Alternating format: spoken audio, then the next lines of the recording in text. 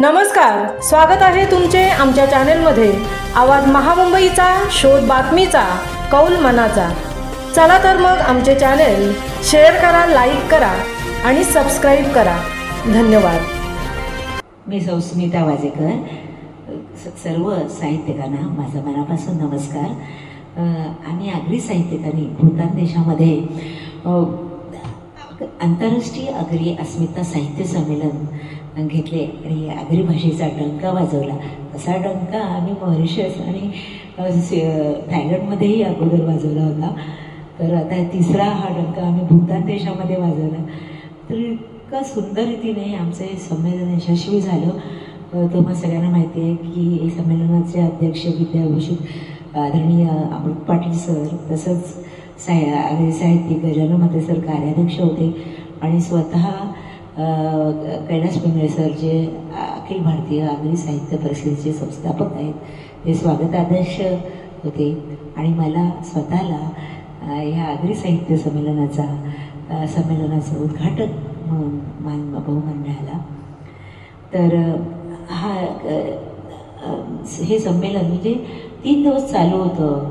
पहिल्या दिवशी आम्ही उद्घाटन केलं। त्या उद्घाटन सोहळ्यामध्ये 3 आगरी पुस्तकं, नवीन पुस्तकांचं प्रकाशन झालं आणि 4 आगरी साहित्यिकांच्या 4 चांगल्या पुस्तकांना पुरस्कार देण्यात आला आणि तो पुरस्कारसुद्धा आगरी भाषेतील ज्येष्ठ साहित्यिक जे आहेत त्यांच्या नावाने दिला गेला। माझ्या स्वतःच्या वास्तव कथा संग्रहाला ज्येष्ठ साहित्यिक आणि समीक्षक गंगाधर पाटील यांच्या नावाने पुरस्कार प्राप्त झाला।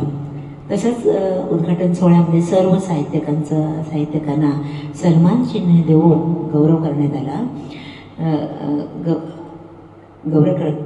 आला आणि नंतरच्या सत्रामध्ये म्हणजे दुसऱ्या दिवशी आगरी भाषेतील काव्य संमेलन आणि परिसंवाद अतिशय सुंदर रीतीने रंगला। म्हणजे परिसंवादामध्ये आगरी साहित्यिकाची झेप किती उत्तुंग झेप आहे घेतली आणि ती कशी घेतली ह्याच्यावर परिसंवाद होता। आणि ह्याच्यामध्ये आम्ही सगळ्यांना सहभागी करून घेतलं होतं।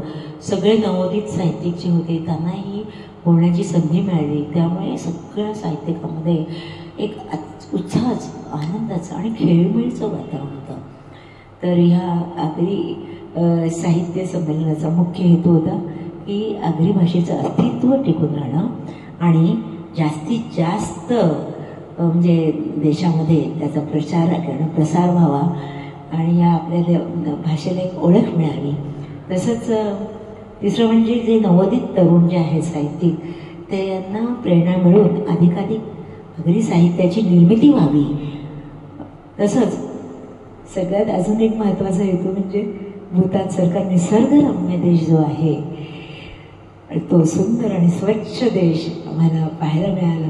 हे तर खूपच छान झालं एकदम अतिशय। आणि प्रत्येक महिला प्रवासात सतत आम्ही काव्य संमेलनं घेत होतो आणि धवला वगैरे झाली, त्याच्यामुळे आम्हाला कंटाळा असा आलाच नाही आणि प्रवासाचा क्षणही वाटला नाही।